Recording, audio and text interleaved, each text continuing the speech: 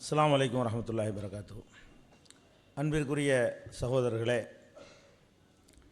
இறைவனுக்கு உருவமில்லை என்ற தலைப்பில் வாதிட வந்து அதை நிரூபிப்பதற்கு ஒரு ஆதாரத்தையும் எடுத்து வைக்காமல், இல்லை என்று சொல்லக்கூடியவர்கள் ஆதாரம் காட்ட தேவையில்லை என்று தலைகீழாக மாறி, பிறகு லைசக மிஸ்லிஹி ஷைஉன், அவனைப் போல எதுவும் இல்லை, அதுதான் ஆதாரம் என்று சொல்லி அதில் ஒரு எதிர்கேள்வி கேட்டோம். அதுக்கு பதில் இல்லாமல் நம்ம என்னென்ன ஆதாரங்கள்லாம் எடுத்து வச்சுருக்கிறோமோ அதில் வெறுமனே மன முரண்டாக மறுத்து கொண்டிருக்கிற காட்சியெல்லாம் நீங்கள் பார்த்தீர்கள்.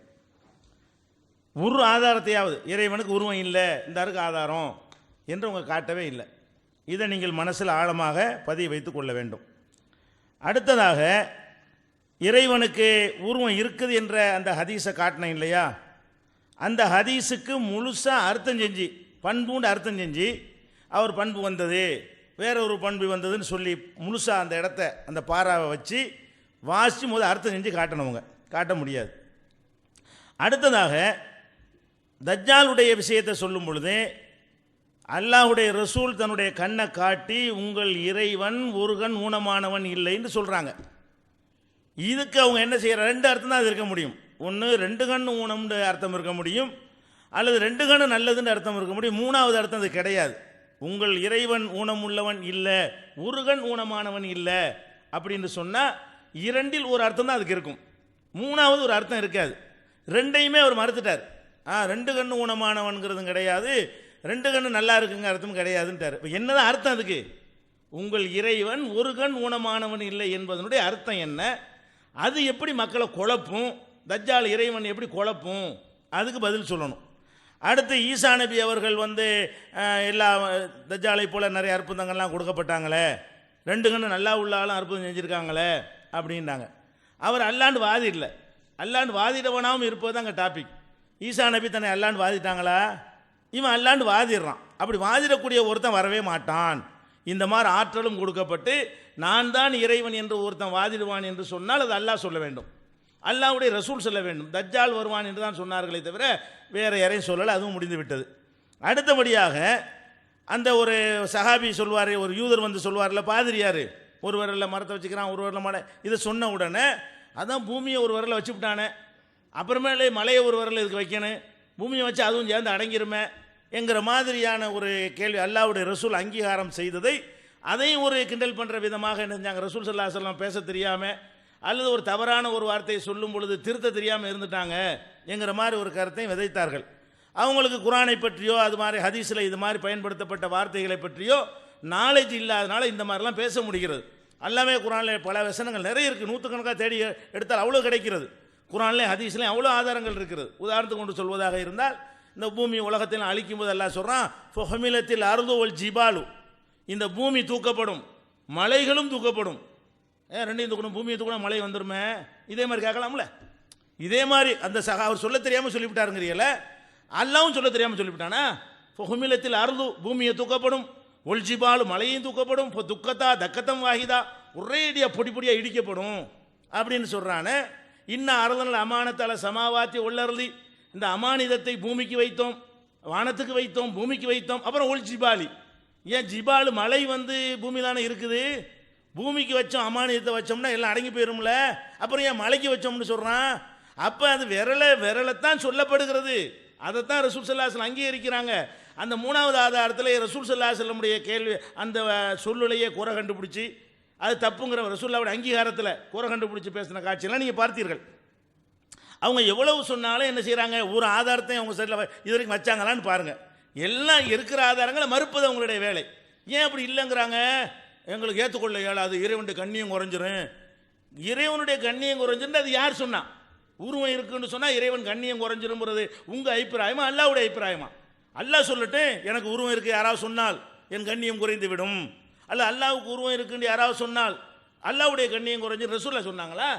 அப்போ கண்ணியம் குறைஞ்சிரும் அப்படி வந்துடும் இப்படி வந்துடும்ங்கிறதெல்லாம் இவர்களாக நினைத்து கொண்டு இவங்களுக்கு விருப்பத்துக்கு தகுந்தவாறு ஹதீஸுகளை வளைக்கிறார்கள், இருக்கிற ஆதாரங்களை புரட்டுகிறார்கள். பதில் சொல்ல முடியாட்டாலும் ஒன்று கிடக்க ஒன்று அல்லாஹ்வை கூட்டு போயின்னு சொன்னாலும் பரவாயில்லை, ரசூல்லா பேச தெரியாமல் பேசினாங்கன்னு சொன்னாலும் பரவாயில்லை, முரண்பாடாக பேசிட்டாங்கன்னு சித்தரித்தாலும் பரவாயில்லை. ஆனால் வாயிலும் ரசூல்லா நேசிக்கிறோன்னு ஒரு பக்கம் சொல்லிக்கிற வேண்டியது, அவங்களுக்கு பேச தெரியாமல் பேசிட்டாங்கன்னு இதுதான் நடந்து கொண்டிருக்கிற காட்சியை பார்க்கிறீர்கள். ஆனால் நல்லா கவனித்துக் கொள்ளுங்கள், நபிகள் நாயகம் ஸல்லல்லாஹு நிறைய ஆதாரங்கள் இருக்கிறது. இவங்க எவ்வளோ ஆதாரங்கள் இருந்தாலும் அவங்க குர்ஆன் ஹதீஸ் ஆதாரத்தில் பேசக்கூடியவர்களாக தெரியவே இல்லை. அவங்களுக்கு பிடிக்கவில்லை, அவங்களுக்கு அப்படி ஏதோ போடப்பட்டிருக்கிறது, அதை சொல்ல விரும்புகிறார்கள், அவ்வளவுதானே தவிர அல்லாஹ்வுக்கு உருவம் இல்லைன்னு பெருசாக தலைப்பு மட்டும் பின்னாடி போட்டு அது கூட ஒரு ஆதாரத்தை வைக்கணுமா இல்லையா? நம்ம போட்டு எழுத்தை விட பெரிய எழுத்தாக போட்டிருக்கு அல்லாஹ் உருவமற்றவன். அப்படி போட்டுட்டு வந்தவங்களுக்கு எங்கள்கிட்ட ஆதாரம் இல்லை என்கிற அளவுக்கு நிலைமை இருக்கிறது, பார்த்துக் கொள்ளுங்கள். நான் இன்னும் சில ஆதாரங்கள் நிறைய இருக்கிறது, குறைந்த நேரங்கள் இருக்கிறது, ஆதாரங்கள் அடுக்கடுக்க அள்ளி போட வேண்டியது அவ்வளோ இருக்கிறது, நிறைய இருக்கிறது. நபிகள் நாயகம் ஸல்லல்லாஹு அலைஹி வஸல்லம் அவர்கள் ஒரு ஆயத்தை வாசிக்கிறாங்க, இன்னல்லாஹ யஅமுருக்கும் அன் துஅத்துல் அமானாத்தி இலா அஹ்லிஹா, அமானிதங்களை அதற்கு உரியவர்களிடத்தில் நீங்கள் நிறைவேற்றி விடுங்கள் அப்படின்னு ஒரு ஆயத்து இருக்கிறது. அந்த ஆயத்தை எப்படி முடியும்னு கேட்டால், சமியன் பசீரா, இறைவன் கேட்கக்கூடியவனாகவும் பார்க்கக்கூடியவனாகவும் இருக்கிறான்னு அந்த ஆயத்து முடியும். இந்த ஆயத்தை ரசூல் ஸல்லல்லாஹு அலைஹி வஸல்லம் ஓதுறாங்க. இப்போ கேட்கக்கூடியவனாக இருக்கிறான் என்று சொன்னால் எல்லாருக்கும் அர்த்தம் விளங்குகிறது, பார்க்கக்கூடியவனாக இருக்கிறான்னால் எல்லாருக்கும் அர்த்தம் விளங்குகிறது.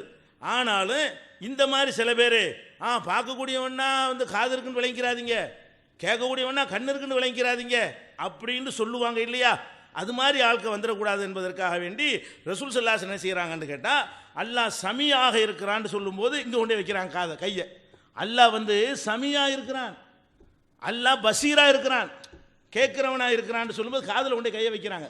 ரசூல் ஸல்லல்லாஹு அலைஹி வஸல்லம் அவர்கள் யலவு இப்ஹாமுஹு அலா உதுனிஹி, தம்முடைய கட்ட விரலை காதில் கொண்டே வைத்து அல்லாஹ் சமியாக, சமீனா கேட்பவனாக, இந்த கேட்பவனா இப்படி காட்டி சொல்கிறாங்க. இதையும் காட்டணும் தேவையில்லாமல், இதை காட்டாட்டியே விளங்குமே, கேட்கக்கூடியவனாக இருக்கிறான் என்பதற்கு அதை இப்படி பேசுவாங்களா? நம்மளே ஒரு ஆள் கேட்கக்கூடியவனாக இருக்காருன்னு சொல்லும் பொழுது கேட்கக்கூடியவனாக இருக்கான்னு நம்ம சொல்லுவோமா? சொல்ல மாட்டோம். அல்லாவை இவங்க சரியாக மக்கள் புரிஞ்சுக்கிறேன்னு, அல்லாஹ் கேட்கக்கூடிய காது இருக்கிறது, பார்க்கக்கூடிய கண்ணு இருக்கிறது, நம்மளை மாதிரி இல்லை, ஆனால் நம்ம கண்ணு மாதிரி இல்லை, நம்ம காது மாதிரி இல்லை, ஆனால் காது இருக்கிறது. அதை காட்டுறதுக்கு தான் தன்னுடைய காதை காட்டி அல்லாஹ் சமியாக கேட்பவனாக இருக்கிறான், தன்னுடைய கண்ணை காட்டி அல்லாஹ் பசீரா இருக்கிறான் அப்படின்னு கண்ணை காட்டி ரசூல் ஸல்லல்லாஹு அலைஹி வஸல்லம் சொன்னார்களே, இது எதை காட்டுகிறது? ஏன் இப்படி காட்ட வேண்டும் ரசூல் ஸல்லல்லாஹு அலைஹி வஸல்லம்? சும்மா சொல்லலாமே என்பதை நம்ம சிந்தித்து பார்க்க வேண்டும். இது ஒரு அடுத்த நாலாவதாக வைக்கக்கூடிய ஆதாரம். மேலும் நபிகள் நாயகம் அல்லாஹ் திருமறை குர்ஆனில் கூட அல்லாஹ் என்ன சொல்லி காட்டுறான்னு கேட்டால்,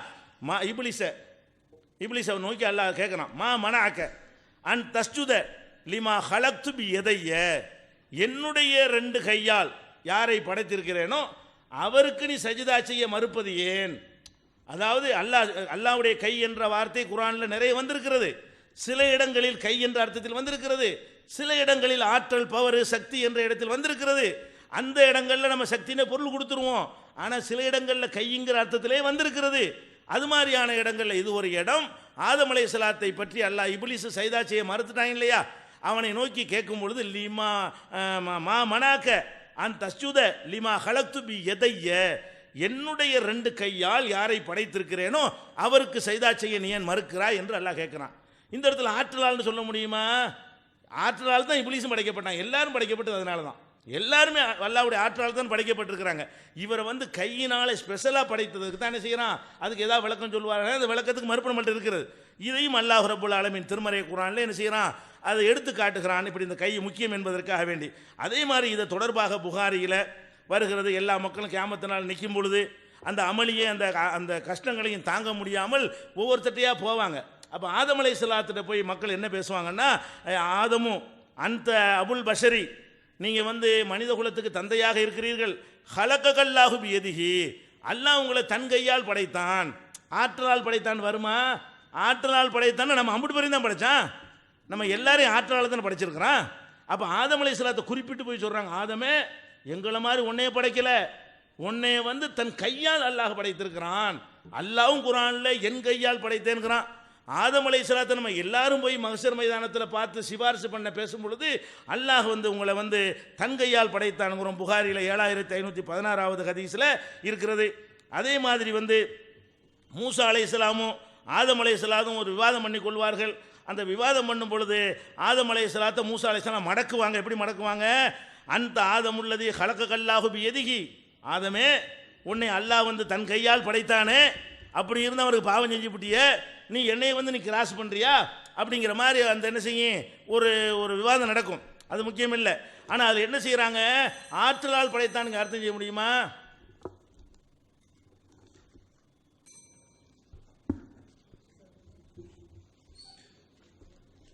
அஸ்ஸலாமு அலைக்கும் வரஹ்மத்துல்லாஹி வபரகாத்துஹு.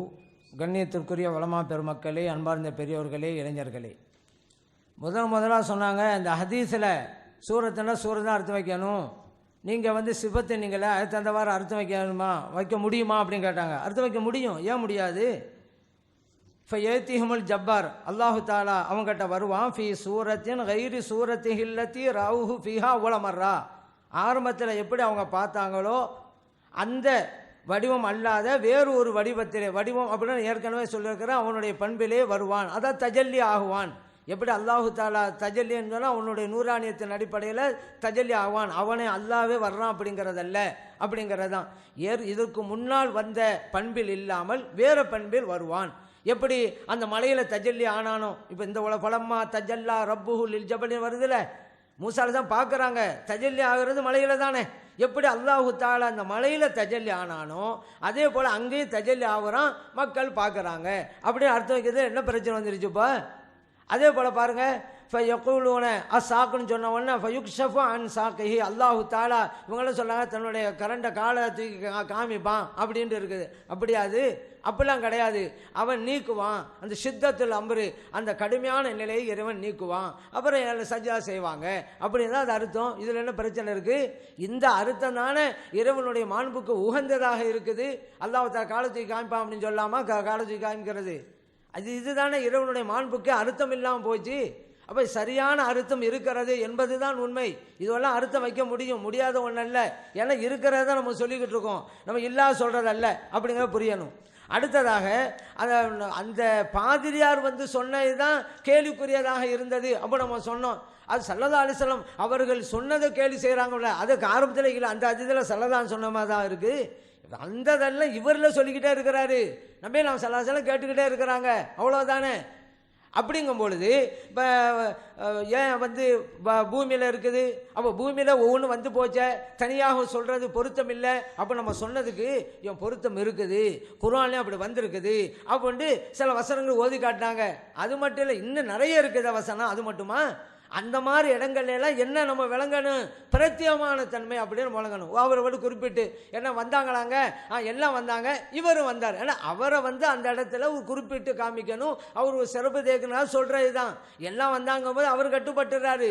இதை இறைவன் குர்ஆன்ல பல இடங்களில் சொல்லி காட்டுறான். மங்கான அதுவல் இல்லாஹி வ மலாயிகத்திஹி வ ஜிப்ரீல வ மீகாலங்கிறான்.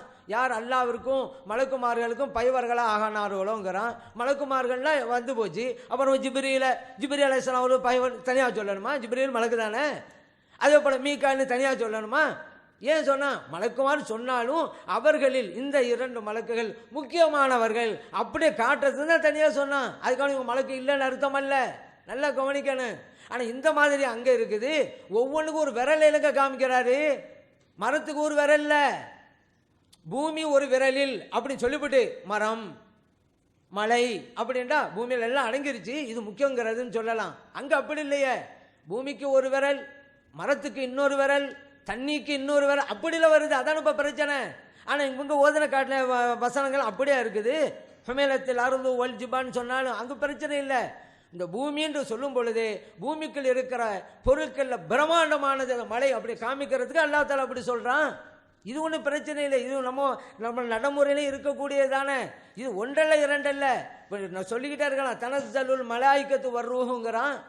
லைலத்துல் கத்ர் இரவுல மலக்குமார்கள் இறங்குவார்கள், முடிஞ்சு போச்சுல. வர்ரூஹு, இன்னும் ரூஹும் இறங்குவார். ஜிப்ரீல் அலைஹிஸ்ஸலாம், இவன் ஜிப்ரீல் அலைஹிஸ்ஸலாம் மலக்குள்ள வருதானே, ஏன் தனியாக சொல்றானே? அவரும் முக்கியமான காட்டுறதுக்கு தான். இப்படி இப்போ நிறைய இடங்கள்ல இருக்குது, நம்முடைய நடைமுறையில் இருக்குது. குர்ஆன் எடுத்துக்கிட்டால் எவ்வளோ சொல்லி காட்டலாம். அந்த அது அப்படி கிடையாது. பூமி ஒரு விரலில் இருக்குன்னு சொல்லிவிட்டு மரம் தண்ணின்னு சொன்னால் இப்படி தான் நம்ம வழங்குவோம், முக்கியங்கிறதுக்காக வேண்டிண்டு. அவர் அப்படி சொல்லலையே. பூமி ஒரு விரல், முடிஞ்சு போச்சு. அப்போ தண்ணி இன்னொரு விரல்ல, மரம் இன்னொரு விரல்ல, இங்கே தானே இப்போ பிரச்சனை வருது. அதனால தானே இவர் சொன்ன விளக்கம் சரியில்லைங்கிறதான். அல்லாஹ்வுடைய ஆற்றலை சொல்கிறாரு. விரல்லே அப்படின்னு சொன்னால் இறைவன் எல்லாத்தையும் அடக்கி ஆழ்ந்துக்கிட்டு இருக்கிறான், அதிகாரம் செலுத்துக்கிறான் அப்படிங்கிற கருத்தில் தான் சொல்கிறாரு. அது சரிதான். ஆனால் இப்படி ஒவ்வொன்றா சொன்னார் பாருங்க, அதுதான் ஆச்சரியமாக இருந்துச்சு. அதான் தஅஜ்ஜுபன் சலாசலம் ஆச்சரியப்படுறாங்க. அதனால தான் இந்த வசனத்தை ஓதி காமிக்கிறாங்க. வமா கதருல்லாஹ் ஹக்க கதிரி, இவர்கள் எப்படி இறைவனை மகிமைப்படுத்தணுமோ அப்படி மகிமைப்படுத்தலை. அவர் சொன்ன கரெக்டாக இருந்தா எப்படி சொல்லணும்? அல்லாஹ் எப்படி மகிமைப்படுத்தணுமோ அப்படி மகிமைப்படுத்தி விட்டார்கள் அப்படிலாம் சொல்லணும். ஆனால் மகிமைப்படுத்தலைன்னு சொல்கிறாங்க. அப்போ இதில் என்ன வழங்குது? சரின்னு வழங்குதா? சரியாக மகிமைப்படுத்தலைண்டா சொன்ன கரெக்டு, அதான் இப்படி சொன்னாங்க அப்படின்னு வழங்கலாமா? கடைசியில் அந்த வசனத்துடைய முடிவு எப்படி இருக்கு? சுப்ஹானஹு வ தஆலா அம்மா யுஷ்ரிகூன், யார் இணை வைக்கிறார்கள் அவர்கிட்ட அல்லாஹ் தூய்மையானவன். அப்ப இப்படியெல்லாம் சொல்லிக்கிட்டு இருக்கக்கூடாது. விரல்லாம் வழங்கிடக்கூடாது, முறையா வணங்கணும் அப்படிங்கிறதான் அங்கே எச்சரிக்கை விடுக்குது. அதனால அங்க உருவம் இருக்கிறது என்பதற்கு அந்த ஹதீஸ் ஆதாரம் அல்ல, உருவம் இல்லை அப்படிங்கிறதுக்கு தான் ஆதாரமா இருக்குது. இன்னும் சொல்ல போனா உருவம் இருக்கிறது அப்படின்னு சொல்லிவிட்டா அது மிகப்பெரிய ஒரு ஆபத்திலே கொண்டு போய் சேர்க்கும்ங்கிற எச்சரிக்கையும் அந்த ஹதீஸ்ல இருக்கு அப்படிங்கிற விளங்கி கொள்ளணும்.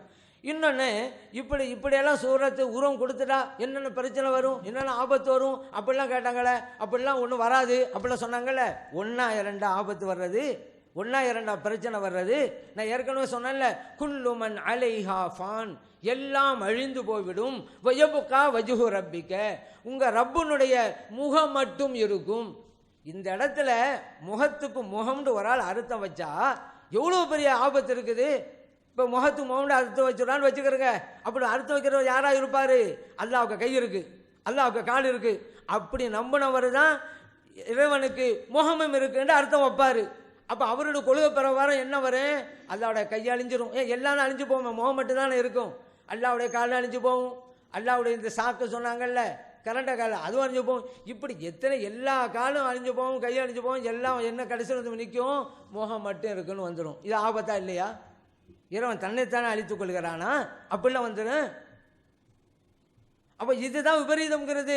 அதை விட இன்னும் விபரீதம் இருக்குது. நபிகள் ஸல்லல்லாஹு அலைஹி வஸல்லம் இந்த நரக விஷயமா சொல்லும் பொழுது, அந்த நரகம் ஹலிம் தலத்தி ஹல்மி மசீத் அப்படின்ட்டு அல்லாஹ் தஆலா நரகத்தை பார்த்து கேட்பான். நரகவாசியெல்லாம் போய் போட்ட பிறகு ஹல்மி மசீத் இன்னும் இருக்குதா, வந்து போடு.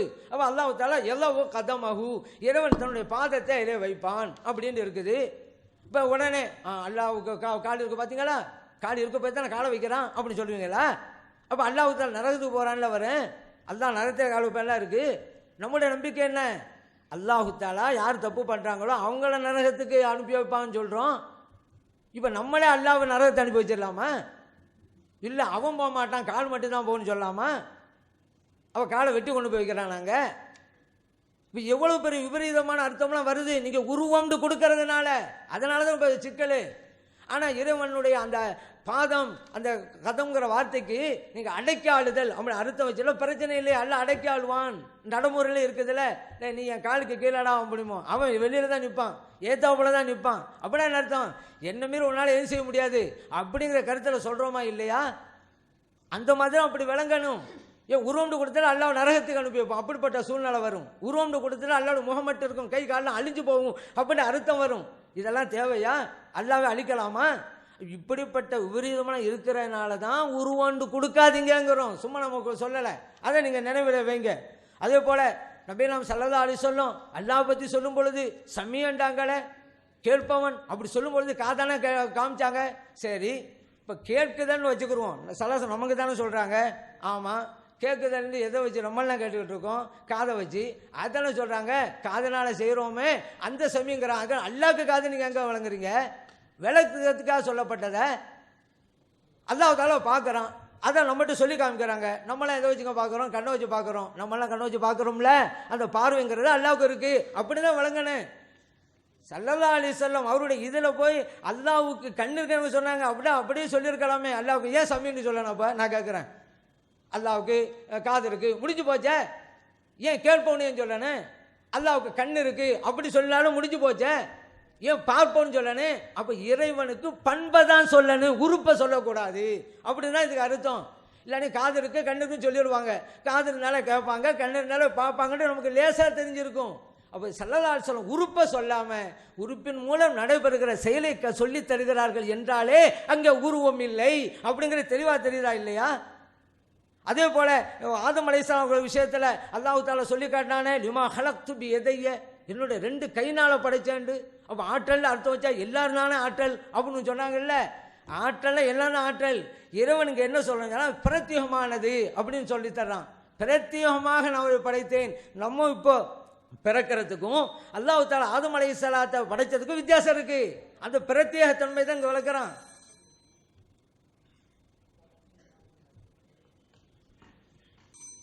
அன்பிற்குரிய சகோதரர்களே, அந்த ஒரு உருவத்தில் வந்தான்னு சொன்னேன்ல, அதுக்கு உங்கள் வாதப்படி அர்த்தம் செஞ்சு காட்டுங்கன்னேன்.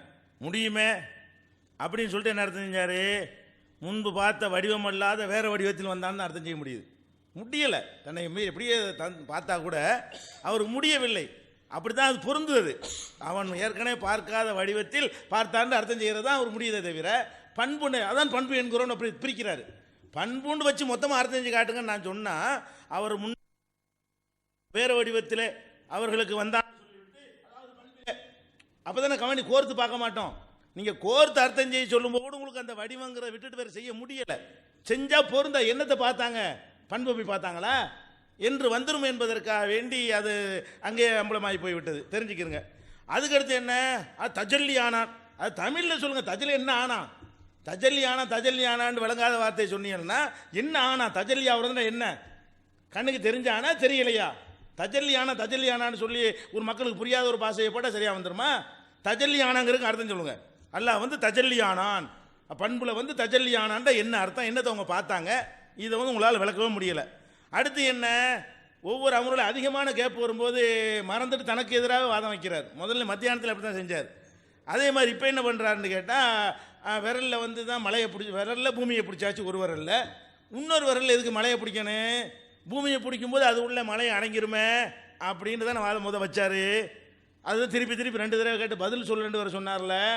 அதுக்கு தானே நான் அல்லாஹ்வுடைய வசனத்தை எடுத்து காட்டி ஹுமிலத்தில் அருந்து பூமி தூக்கப்படும், ஒல் ஜிபால் மலையும் தூக்கப்படும் அல்லாஹ் சொல்கிறான். ஏன் ரெண்டையும் தூக்கணும்? பூமி தூக்கப்படும்னாலே மலையும் சேர்ந்து வந்துருமே. மறையத்துக்கு மலையை இப்படி தனியாக தூக்கணும்னு அல்லாஹ் சொல்கிறான். இது மாதிரி நிறைய இருக்குன்றவுன நிறைய இருக்குன்னு அவர் ஆதாரம் சொல்லிட்டு இருக்காரு. எதை மறுத்துக்கிட்டு இருந்தாரோ அவர் என்ன செய்கிறார்? ஆமா ஜிப்ரி மலக்குகள்னு சொல்கிறான், ஜிப்ரில்ங்கிறான்னு சொல்லி அவர் என்ன வாதத்தை வைத்து முந்தின அமர்வில் எடுத்தெடுத்து மறுத்து கொண்டா இருந்தாரோ அவ்வளவுக்கு நம்ம சார்பு அவரே பேசிவிட்டார். அவரே நினைச்சிட்டார். நிறைய வாதங்களை வச்சு அப்படி சொல்கிறது உண்டு தான். அரபியில் உள்ள குரானில் உள்ளது தான் நிறைய நூற்றுக்கணக்கில் இருக்குது. அப்போ வந்து பாத்தில் இருந்தால் அப்படி தான் வரும். தப்பாக இருந்தால் என்ன செய்யும்? இப்படிலாம் அவங்கள அறியாமல் அவங்க நான் வாயிலிருந்து என்ன செய்யும்? உண்மைகள் வெளிப்பட்டு கொண்டே இருக்கும். அடுத்து என்ன? அந்த பாதிரியார் வந்து ரசூலுல்லாஹ்ட்ட சொல்லும் பொழுது அல்லாஹ் வந்து என்ன செய்கிறான்? இவர் வந்து கண்ணியப்படுத்த வேண்டிய விதத்தில் கண்ணியப்படுத்தலைன்னு சொல்லிட்டான். அப்படி அல்லாஹ் சொல்கிறான். அந்த பாதிரியார் கண்ணியப்படுத்தலைன்ற வசனம் இருக்குது. பாதிரியார் வந்து ரசூலுல்லாஹ்ட்ட சொல்கிறாரு, 5 விரலில் சொல்கிறாரு. வசனம் எப்படி இருக்குது தெரியுமா? ஒமா கதரு அவர்கள் பன்மை. இவரை பற்றி பேசவே இல்லை. இந்த பாதிரியாரை பற்றி பேசினா ஒமா கதர இவர் இந்த ஒரு ஆள் தானே பேசிகிட்டு இருக்கிறாரு. ஒரு பாதிரி தானே வந்து பேசுகிறாரு. ஒரு ஆளை பற்றி அங்கே பேசவே இல்லை. அந்த செய்தியை சொன்ன உடனே ஒமா கதர் அவர்கள் யாரு? இந்த கருத்தில் இல்லாதவர்கள், உருவம் இல்லைன்னு வாதிடுறாங்க அவர்கள். அல்லாவை கண்ணியப்படுத்த விதத்தில் கண்ணியப்படுத்தலைன்னு அவர்கள் வேற ஆளை பற்றி பேசப்படுதா? இந்த பாதிரியை பற்றி பேசப்படுதா? இந்த பாதிரியை பற்றி பேசினா எப்படி வரணும்? ஓமா கதரல்லாக ஹக்க கதிரி அவர் தான் பக்கத்தில் இருக்கிறாரு. அவருக்கு தானே இது இறங்குது. அவரை பற்றி பேசுகிறா. அந்த எப்படி வந்திருக்கு? அப்படிலாம் வந்திருக்கு. அந்த கருத்துக்கு மாற்றமாக உள்ள மக்களை பற்றி பேசுறதுன்னு தெரியும் போது அதுக்கும் வியாக்கியானம் கொடுத்துக்கிட்டு இருக்கிறாரு. அதே மாதிரி வந்து தெளிவாக ஒரு ஹதீஸில் வருதுங்க, அதை காட்டுறோம், அதில் இல்லாத அர்த்தம் இருக்குங்கிறார். ரொம்ப பெரிய தான். அல்லாஹ் இதை என்ன எடுத்துக்கலாம்னு எனக்கு தெரியவில்லை. ஏன்னா ரசூல் ஸல்லல்லாஹு அலைஹி வஸல்லம் வந்து சமீஅன், அல்லாஹ் வந்து கேட்பவனாக இருக்கிறான் என்பதை பேசுகிறார்கள். அல்லாஹ் பசீரன் பார்ப்பவனாக இருக்கிறான் என்பதை பேசுகிறார்கள். இதுக்கு என்ன செய்கிறாங்கன்னா, இந்த சமீஅன்னு சொன்னால் உருவம் இல்லாமல் கேட்குறான்னு விளங்கிக்கிறாதியே, பசீரன்னா உருவம் இல்லாமல் பார்க்குறான்னு விளங்கிக்கிறாதியே என்பதற்காக வேண்டி சமியாக இருக்கிறான், பசீராக இருக்கிறான் அப்படின்னு காட்டுறாங்கங்கிறேன். அது என்ன கண்ணு உள்ள வந்தாங்க இருக்குது. அட கேட்கக்கூடியவனாக இருக்கிறான்னு சொல்கிறதுக்கு காதை எது காட்டணும்? மனுஷனுக்கு காட்டலாம். அல்லாவுக்கு ஏன் காதை காட்டணும்? அல்லாவை பற்றியில் பேச்சு.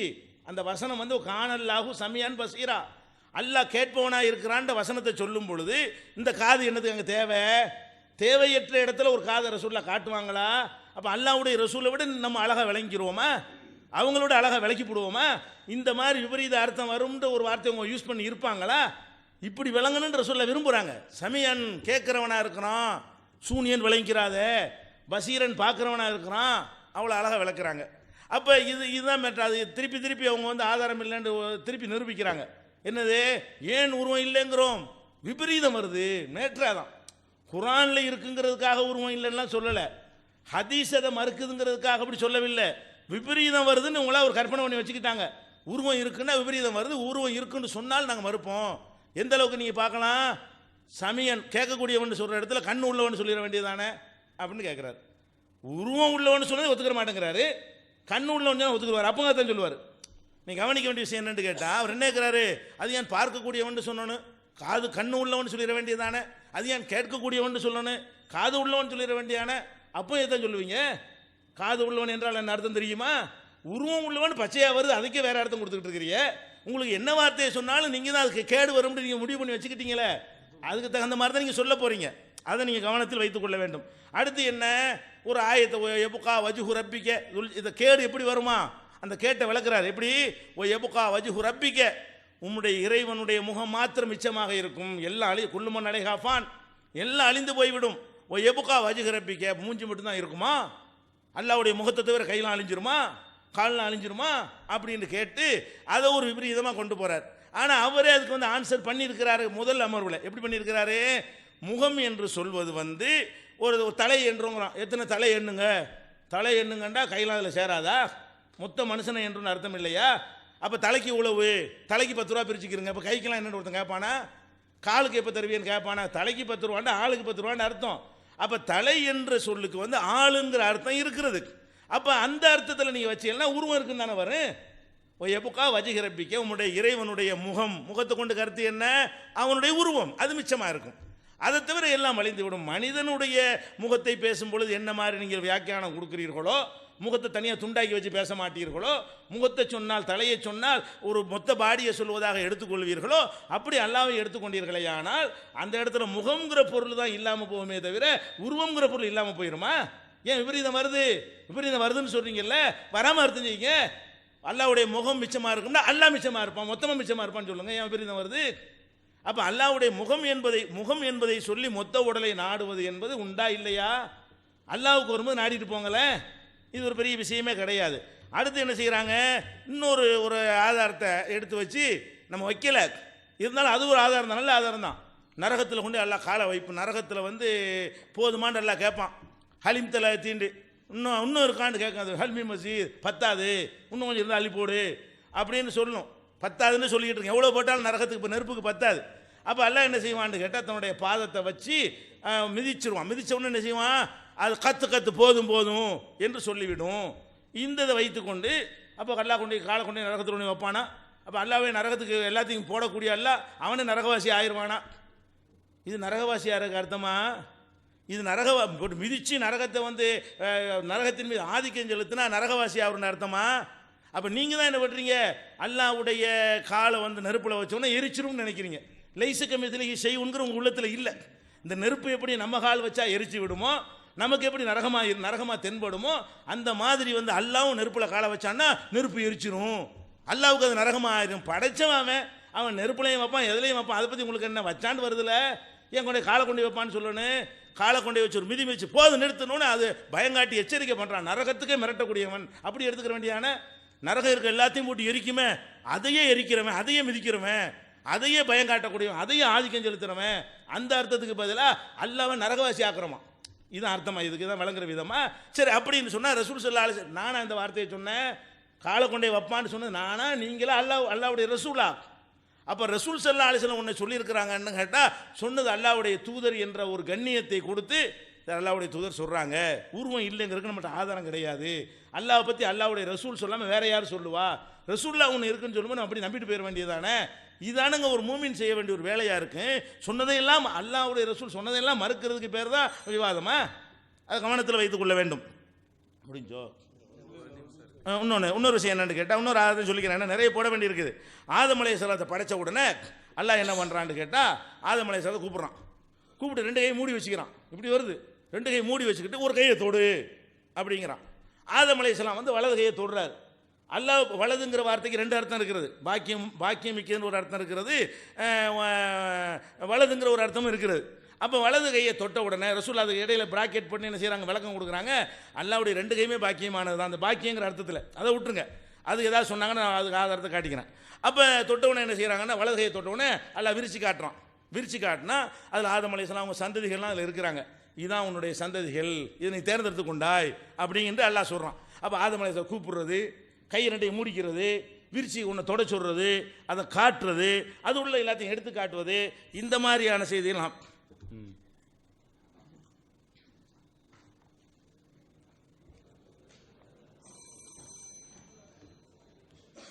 அன்பார்ந்த பெரியவர்களே, நம்ம பேசுறது என்ன அப்படிங்கிறத கவனிச்சா என்ன சொல்கிறோங்கிறத கேட்டுக்கிட்டு அது தகுந்தவாறு பதில் வரும். நம்ம தெளிவாக சொன்னோம், பூமியும் மலைகளும் சொல்லும் பொழுது பிரத்யேக தன்மையாக சொல்கிறதுன்னு ஒன்று இருக்குங்க. அந்த ஹதீஸில் அப்படி இல்லை அப்படின்ட்டு அந்த இபாரத் அந்த வாசங்களையும் சொல்லி காட்டணும். இப்படி சொல்லும் போதெல்லாம் அவங்க என்ன எங்கே கவனிச்சுட்டு இருக்காங்கன்னே தெரியல. அப்படி கவனிச்சுட்டா திரும்பவும் அதே சொல்லுவாங்களா? நான் கேட்குறேன். நம்ம சொல்லும் பொழுது இப்படி சொல்கிறாரு அப்படின்னு நினச்சிக்கிட்டு அப்போ அதுக்கு விளக்கமாக அமைஞ்சு போச்சே, அப்போ அதுக்கு பதில் தானே சொல்லணும் அப்படின்னு சொல்லணும். என்ன நாங்கள் சொன்னேன் நீங்கள் சொல்கிறீங்களா அப்படிங்கிறாங்க. அவங்க சொன்னதை நான் சொன்னேன். நீங்கள் சொல்கிற அமைப்பு இப்படிங்க, அந்த மாதிரி என்னாலையும் காட்ட முடியுங்க. பல வசனம் பூமின்னு வந்துடுச்சு, மலைன்னு ஏன் அல்லா பிரத்யேகமாக சொன்னால் அது முக்கியமான பொருளும் காமிக்கதான். மலக்குமார்கள்னு சொல்லிட்டு ஜிப்ரீல் அலைஹிஸ்ஸலாம் சொல்லலையா?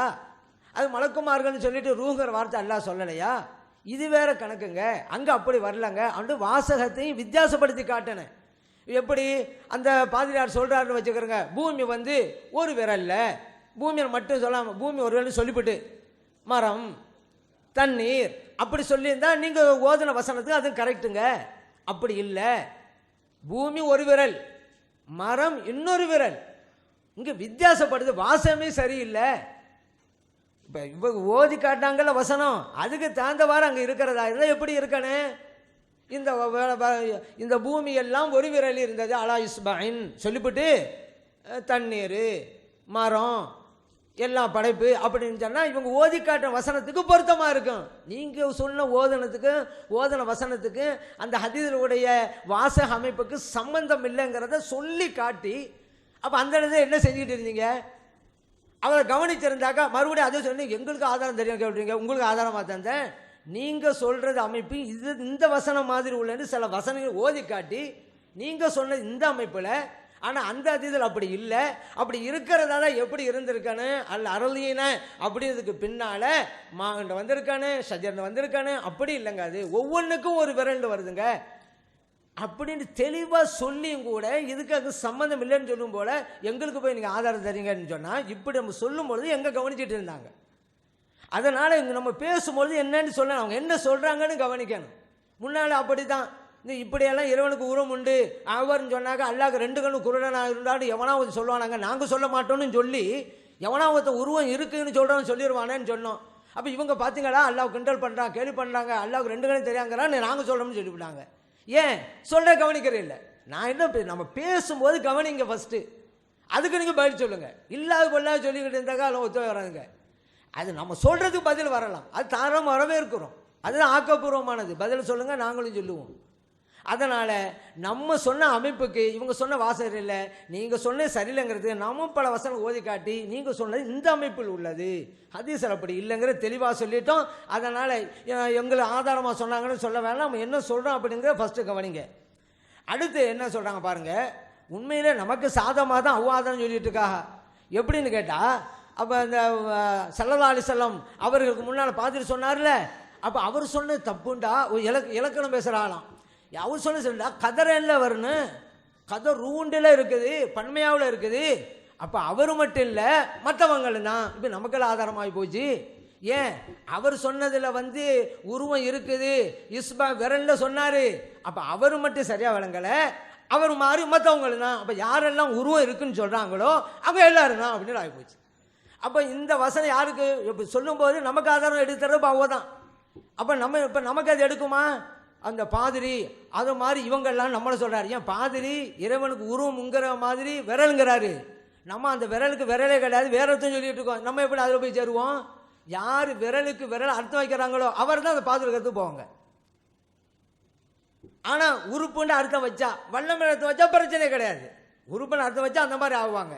அது மட்டும் இல்லை, இந்த மாதிரி ஒவ்வொரு விரலையும், மரத்தில் ஒரு ஒரு மரத்துக்காண்டு ஒரு விரல், தண்ணிக்காண்டு ஒரு விரல், படைப்புக்கு ஒரு விரல், அப்படி சொல்லிவிட்டு பூமியெல்லாம் ஒரு விரல் அப்படின்னு சொன்னான்னு அல்லாஹ் புரியலை. இப்படி இதையெல்லாம் சரி காண்றாங்கல்ல, இவங்களும் கேள்விக்குரியவர்கள். என்ன அல்லாஹ் புரியாமல் இருக்கிறாங்க என்று இவர் எப்படி அறியாமையில் இருக்கிறாரோ இவரை சரி காண்பவர்களும் அறியாமையில் இருக்கிறார்கள் அப்படின்னு சொல்லி தான் அல்லாஹ் பன்மையை போட்டான். இங்கே இலக்கணமா அவர் சொன்ன கரெக்டாக இல்லைங்கிறது தானே பாயிண்ட்டு. சரி, அன்னைக்கு அவர் சொல்லிட்டாரு, 1400 வருஷத்துக்கு பின்னாலையும் இப்படி சொல்லுவாங்க, அதான் அங்கே பன்மையாக வந்து போச்சு. அவருக்கு மட்டும் இல்லை, அவர் மாதிரி யாரெல்லாம் தெரியாமல் சொன்னாலும் அவங்களுக்கும் அப்படி தான், அதான் அந்த பன்மையாக வந்தது. அடுத்து இன்னொரு விஷயம், சமீன்னு தானே ஸல்லல்லாஹு அலைஹி வஸல்லம் சொன்னாங்க, அப்போ ஏன் காதை காமிக்கணும்? அதே போல் பசீர்னு தான் சொன்னாங்க, ஏன் கண்ணை காமிக்கணும் அப்படிங்கிறாங்க. இன்னும் பொதுவாகவே நடைமுறையிலங்க ஒரு விஷயத்தை விளக்கும் பொழுது வார்த்தையும் சொல்லுவோம், நம்ம செய்யலாம் காமிப்போம். சாப்பிட்டீங்களா அப்படின்னு கேட்கும் பொழுது சாப்பிட்டீங்களாமோ, இது நடைமுறை. அதுக்காக வேண்டி வாயில் எல்லாம் வேறு எதையும் சாப்பிடுவாங்க. அது ஸல்லல்லாஹு இப்படி கேட்பேன், நம்ம ஒன்று சொல்லுவோம், நம்ம இப்படி கேட்டதுனால இது வாயினால் சாப்பிடுவது மட்டும்தான் எடுக்கும், மற்ற சாப்பாடு எடுக்கான்னு சொல்கிறதா? முறை அதுதான். ஒரு ஆள் பார்த்து சொல்கிறது கேட்குதாப்பா அப்படிங்கிறதுக்கு கேட்குதா அப்படிமோ, நடைமுறையில் உள்ளது. நடைமுறையில் உள்ளதையெல்லாம் அல்லாவுக்கு காது இருக்குன்னு சொல்லி வர்றதா? நேரடியாக ஆதாரத்தை கேட்டால் இது வரைக்கும் தரல. இப்படி சுற்றி சுற்றி சுற்றி ஏன் வர்றீங்க? அல்லாவை ஸல்லல்லாஹு அலைஹி வஸல்லம் கேட்போம்னு சொல்லிவிட்டாங்கல்ல, அதனால காது இருக்கு. ஏன் காது இருக்குங்கிற வாசத்தை தரல? அல்லாஹ் தாலாவை ஸல்லல்லாஹு அலைஹி வஸல்லம் பசீர் பாபுன்னு சொல்லிவிட்டாங்க, அதனால கண்ணு இருக்கு. என்னது, நாங்கள் தான் பசீர் ஒப்புக்கொள்கிறோமே, அதனால கண்ணு இருக்குன்னு எப்படி வரும்? இது ஒரு விஷயத்தை விளக்குறதுக்கு சாதாரண நடைமுறை பேச்சில் கையையும் காதையும் காட்டுறது வழக்கம் தானே, இப்போ நம்மளாம் செய்கிறது இல்லையா? அந்த மாதிரி சலாசலம் காமிச்சாங்க, அதான் அல்லாவுக்கு கண்ணுக்குன்னு சொன்னாங்களா? ஏன் ஒரு அதிசயம் கூட சொல்லலை? அப்படி சொல்லியிருந்தா காமிக்கல. இது வரைக்கும் இறைவனுக்கு கண் இருக்கிறதுங்கிறது ஒரு ஆதாரம் தந்தாங்களா? தஜ்ஜால் விஷயத்தை பிடிச்சிக்கிட்டே இருந்தாங்க, அது கை கொடுக்கல. இப்போ சமய விஷயம் பண்ணாங்க. சமயங்கிறது பண்பை பற்றி பேசக்கூடியது. இன்னொன்று பண்புனா என்னன்னு கேட்டாங்க. சூரத்துங்கிறதுக்கு வடிவம்னு தான் அர்த்தம் வச்சாங்க. நம்ம ஏற்கனவே சொல்லிட்டோமே, சூரத்துக்கு வடிவம் தான். அந்த வடிவங்கிறது எத்தனை பொருள் இருக்கிறது, அதான பிரச்சனை. நான் ஏற்கனவே உதாரணம்லாம் சொல்லி காமிச்சானே, அப்போலாம் எங்கே இருந்தாங்கன்னு தெரியல. அவன் உருவத்தை காமிச்சிட்டு போயிட்டான் அப்படிமோ, அவன் உடல் காமிச்சு போயிட்டான்னு அர்த்தமே. அப்போ என்ன சொன்னோம், அவனுக்கு குணத்தை காமிச்சிட்டு போயிட்டாங்கிறது சொல்லாண்டாலும் உதாரணம் சொல்லி காமிச்சானா இல்லையா? அங்கே குணம்டாலும் சொல்லும்பொழுது உருவம்டாலும் சொன்னோம். சூரத்துக்கு வடிவம் உருவம் தான் அர்த்தம். ஆனால் இந்த இடத்துல என்ன பொருள், அதுதான பிரச்சனை. ஒவ்வொரு இடத்துலையும் அப்படித்தான். உன் முகத்துக்காக பார்க்குறேன்னு சொல்லுவோம், முகம்னு சொன்னது உண்மைதான். அந்த முகம்ங்கிறதுக்கு அந்த இடத்துல என்ன அர்த்தம், உனக்காக பார்க்குறோம் அப்படி தானே. இவரே முகத்துக்காக தான் சொல்லிவிட்டாரு, அதனால முகம்னு சொல்லிடுவீங்களா? முகங்கிறது உண்மைதான், என்ன அர்த்தங்கிறது தான் பிரச்சனை. இப்போ தஜல்லி ஆனாண்டா தமிழில் சொல்கிறேன், இது ஒன்றும் பாரதூரமான விஷயம் இல்லைங்க. தஜல்லாண்டா லஹர வெளியானான்னு அர்த்தம். தமிழில் சொல்கிறதா இருந்தா வெளியானான், அவனை தான் உனக்கு பண்பு வெளியானது. உடனே வெளியானான்னு தானே அல்லா தானே சொன்னீங்க, பண்பு வெளியானது ஏன் சொல்லணும்? ரெண்டுக்கும் ஒன்று தானே. இறைவன் நிறைய இடத்துல, இப்போ நம்ம ஆதம் அலைஹிஸ்ஸலாம் அவர்கள் விஷயத்தில் கூட அப்படிதான் நிறைய வருதுங்க. இது ஒன்றல்ல ரெண்டு இல்லைங்க. இப்போ அல்லாஹ் மோத்தாக்கனான்னு வருது, மோத்தாக்கனா அவனே போய் ரூஹ் இப்படி பிடிச்சி இழுக்கிறானே. குளியத்த போக மலக்குள் மோத்து ஒரு இடத்துல சொல்கிறான், அல்லாஹ் எத்தவஃபல் அம்புஸ், அல்லா தான் ரூஹை கைப்பற்றான்னு ஒரு இடத்துல சொல்கிறான். குளியத்த வஃபாக்கும் மலக்குள் மோத்தி, மலக்குள் மோத்து உங்களை மரணிக்க வைக்கிறாருன்னு சொல்கிறான். அப்படின்னா என்ன அர்த்தம்? இந்த வசனத்தில் அல்லாஹ் ரூஹை கைப்பற்ற வச்சு அல்லாஹ் ஒவ்வொரு ஆளும் உடம்புல ரூஹை பிடிச்சி இழுக்கிறான்னு சொல்லியல. அப்போ என்ன அர்த்தம்? மலக்கு கட்டளை போடுறான், கட்டளை போட்டாலும் இவனே செஞ்சதாக தான் அர்த்தம். அப்போ அல்லாஹ்வுடைய பண்பு எந்த இடத்துல இருக்குதோ அல்லாவே இருக்கிறாதான் அர்த்தம். அல்லாஹ் உருவம் இருக்குங்க, என்னங்க இருக்காங்க, அதான இப்போ பிரச்சனை. உருவம் இருக்கிறது, கண் இருக்கிறது, அப்படி தெளிவான ஆதாரத்தை தாங்க காமிங்க, உலக மக்கள் ஏற்றுக்கொள்வாங்க.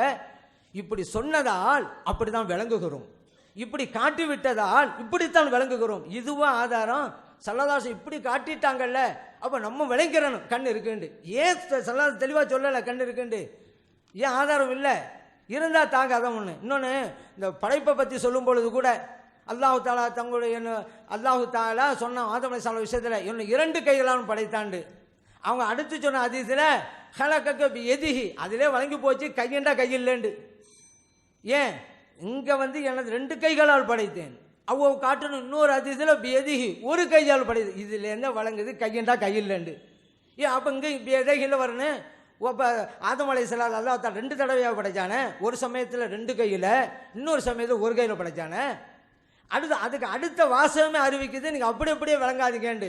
அல்லாஹ் கையில் படைச்சி அஸ்ஜதலக்கல் மலாயிக்கா, அல்லாஹ் தாலா உங்களுக்கு மலக்குமார சஜா செய்ய வச்சான்ல அப்படின்னு வருது. அப்போ சஜா செய்ய வச்சாண்டா இப்படி அந்த மலக்குமார நின்றுக்கிட்டு இருக்கிறாங்க. அவங்க அல்லாஹ் தாலா இப்படி குனிய வச்சு அவங்களோட தலையெல்லாம் இப்படி கீழே கொண்டு போனானா? அப்படியா? சஜா செய்யுங்கன்னு கட்டளை போட்டான்னு அர்த்தம். இங்கே என்ன வருது? அல்லாவே சஜா செய்ய வச்சான், இருக்கிற ஆளை இப்படி குனிய வச்சு சஜா செய்ய வச்சான்னு தான் நேரடி அர்த்தம் வைக்கணும். அப்படி அர்த்தம் வைக்கலாங்க. அடுத்த வாசகமே நேரடி அப்படி வைக்காதீங்க. இறைவனுக்கு பொருத்தமானதை வழங்குங்க. அல்லாவுக்கு நரகத்துக்கு அனுப்ப வேண்டியது, அல்லாவோட அரசியல் மட்டும் உட்கார வைக்க வேண்டியது, இப்படி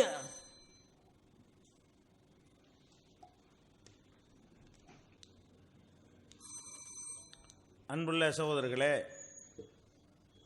அவர்கள் இறைவனுக்கு உருவம் இல்லைங்கிறதுக்கு ஒரு ஆதாரத்தை இவ்வளவு கேட்ட பிறகும் கூட ஒரு ஆதாரத்தை கூட எடுத்து காட்ட முடியலை என்பதை நீங்கள் பார்த்து வருகிறீர்கள்.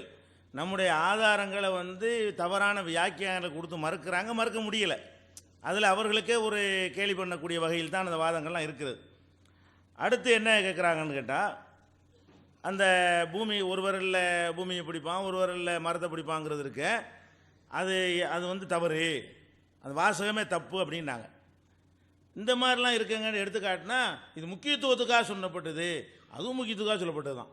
எதையெல்லாம் அவர் சொல்லி ரசூல் அங்கீகரித்து கொண்டார்களோ அதுவும் முக்கியத்துவத்தை காட்டி சொல்லப்பட்டது. மரம், மழை எப்படி முக்கியமானதோ அது மாதிரி மரமும் முக்கியமானது தான், பூமியில் தண்ணீரும் முக்கியமானது தான், மண்ணும் முக்கியமானது தான், எல்லாமே முக்கியம். அல்லாஹ்வுடைய ரசூல் ஒன்றை அங்கீகரித்து விட்டார்கள் என்று சொன்னால் அதுக்கு இதே அர்த்தத்தை நீங்கள் கொடுத்துட்டு போகணுமே தவிர நீங்கள் சொன்னால் மட்டும் முக்கியத்துவமானதுங்கிற விளக்கம், அல்லாஹ்வுடைய ரசூல் ஒன்று அங்கீகரித்து அது முக்கியத்துவமானது இல்லைங்கிறது மனமுரண்டான வாதம். அதுக்கு அதிகம் பதில் தேவையில்லை. அடுத்து என்னன்னு கேட்டால், ரசூல் ஸல்லல்லாஹு அலைஹி வஸல்லம் அவர்கள் கண்ணை காட்டி காதை காட்டி சொல்கிறாங்க இல்லையா, அது சொல்லும்போது சாதாரணமாக சொல்கிற விஷயம் தானே. கண்ணை கேட்குறத பற்றி பேசும்பொழுது காதை காட்டுவோம், பார்க்குறத பற்றி பேசும்போது கண்ணை காட்டுவோம் அப்படின்னு சாதாரண தான் சொல்கிறோம், சாதாரண விஷயந்தான். அப்போ சாதாரண விஷயம் இதுவாக இருக்கும் பொழுது மக்கள் இப்படித்தானே விளங்குவாங்க. காதுன்னா காதை கொண்டு கேட்பான்னு தானே விளங்குவாங்க, கண்ணை சொல்லிட்டு பாப்பான்னு சொன்னால் அப்படி தானே விளங்குவாங்க. அப்படி விளங்குற விதமாக என் ரசூலை பயன்படுத்தினேன். ஆஹா, இது சாதாரண விஷயம், இப்படி தான் மக்கள்லாம் பயன்படுத்திட்டு இருக்கிறாங்க. நம்ம பாட்டு காதை பிடிச்சி காட்டி கேட்குறான்னு சொன்னால் காதுன்னு விளங்கிடுவாங்க, அதனால் காதை பிடிச்சி காட்டக்கூடாது அப்படின்ல ரசூல்லா இருந்திருக்கானே. அப்போ ரசூல் ஸல்லல்லாஹு அலைஹி வஸல்லம் இதுதான் நடைமுறைங்கிறீங்க, நடைமுறையில் உள்ளபடி தான் மக்கள்லாம் விளங்கிக்கிடுவாங்க. அவங்க எப்படி விளங்கிக்கிடுவாங்களோ அந்த மாதிரி எதுக்கு இந்த சைகை எதுக்கு செய்யணும்? வாயினால காட்டி சாப்பிட்றேன்னா வாயினாலும் சாப்பிடுவான், வேறு காதுனாலையா சாப்பிடுவான்? அது உதாரணம் காட்டுறேன், அந்த உதாரணம் அவருக்கு எதிராக தான் இருக்கிறது. வாயை காட்டி இப்படின்னா வாயினால தான் சாப்பிடுவானா, வேறு மாதிரி சாப்பிட மாட்டானான்னு கேட்குறாரு. வாயினாலும் சாப்பிடுவாங்க, வேறு எப்படி சாப்பிடுவான்? டீப்பு போட்டு இறக்குற சொல்கிறாரு, இல்லாட்டி என்னன்னு தெரியல. அவன் வாயினால் சாப்பிடுவான்னு தானே அர்த்தம். அது ஒரு பெரிய மேட்டரில் இது அவங்களுக்கு எதிராகத்தான் அமைந்திருக்கிறது. அதுக்கப்புறம் தஜ்ஜாலை விட்டுட்டாங்கிற விட்டனா, கேள்வி கேட்டு பதில் சொல்லலை உங்கள்கிட்ட கேட்டுட்டு இருக்கேன், விட்டனா போன சிட்டிங்கில் 10 நிமிஷத்துக்கு முந்தின நான் சொல்லலையே தவிர அதுக்கு முன்னதில் சொல்லியிருக்கிறேனே. தஜ்ஜாலில் உங்கள் இறைவன் ஒரு கண் ஊனமானவன் இல்லை அப்படின்னு இருக்கிறது. ஒரு கண் ஊனமானவன் இல்லைன்னா அது 2 அர்த்தம் தான் இருக்கும். 2 கண் ஊனம்னு அர்த்தம் இருக்கும், 2 கண் நல்லதுன்னு அர்த்தம் இருக்கும். 2 அர்த்தம் தப்புன்ட்டீங்க, 3வது அர்த்தம் என்னன்னு கேட்டனே. நீங்களா பதில் சொல்லாமல் இருந்துட்டு நான் விட்டுட்டேங்கிறீங்க. இன்னும் பதில் வரல, அதுக்கு உருவத்துக்கு எப்படி பதில் வரலையோ அது மாதிரி இதுக்கு ஒன்று ஆன்சர் வரலன்னுக்கிட்டு இருக்கிறேன். நீங்கள் என்ன செய்றீங்க? அது தஜ்ஜாலை காட்டினார்கள், கண்ணுக்கு விட்டு விட்டார்கள். விடவுலாம் இல்லை, ஸ்ட்ராங்காக நிற்கிது. உங்களுக்கு குழப்பம் ஏற்படும், கடவுள்னு சொல்லுவான், நீங்களே கன்ஃபியூஸ் ஆகிருவீங்க. கேர்ஃபுல்லாக இருந்துக்கிறங்க, கூட்டுப்பையில் பார்த்து கடவுள் நம்பிடாதீங்கன்னு சொல்லி அழகா ரசூல் ஸல்லல்லாஹு அலைஹி வஸல்லம் சொல்லியிருக்கிறாங்க. அது அர்த்தமற்றதை ஆக்கிறீர்கள், அர்த்தமுள்ளதாக்கி காட்டுங்க என்ற கேள்வி அப்படியே இருக்கிறது. நம்ம விட்டுட்டோம் அப்படிங்கிறாங்க. அதுக்கடுத்து ஆதம் அலைஹிஸ்ஸலாத்தை பற்றி வரும்பொழுது ஒரு இடத்துல ஒரு கைண்டு வருகிறது, ஒரு இடத்துல 2 கைண்டு வருகிறது. அப்போ என்ன, அது பெரிய குழப்பமாக தெரியுது. இதுதான் சாதாரண மனிதன் பேசக்கூடிய விஷயம். ஒரு மனுஷனை உழைச்சி சாப்பிட சொல்கிறோம். அப்போ ரசூலுல்லாஹ் என்ன செய்கிறாங்க? ஒரு மனிதனுடைய சம்பாத்தியத்தில் சிறந்தது என்ன? யஅமலு பியதிஹி, அவன் கையால் உழைத்து சாப்பிடணும் அப்படிங்கிறாங்க. ஒரு கை தான் சொல்கிறாங்க, இப்போ 2 கையில் உழைக்கக்கூடாதுன்னு அர்த்தமா? இன்னொரு இடத்துல என்ன செய்கிறாங்க? இப்போ இல்லம் எஜித் இப்போ யஅமலு பியதிஹி, ஒரு உழைத்து சாப்பிட்ற சொல்லும் பொழுது ஒரு கையை வச்சு இப்போ யஅமலு பியதிஹின்னு ஒரு சந்தர்ப்பத்தில் சொல்கிறாங்க, இன்னொரு சந்தர்ப்பத்தில் இப்போ யஅமலு பியதிஹிங்கிறாங்க. அதனால கை இல்லைன்னு அர்த்தமாயிருமா?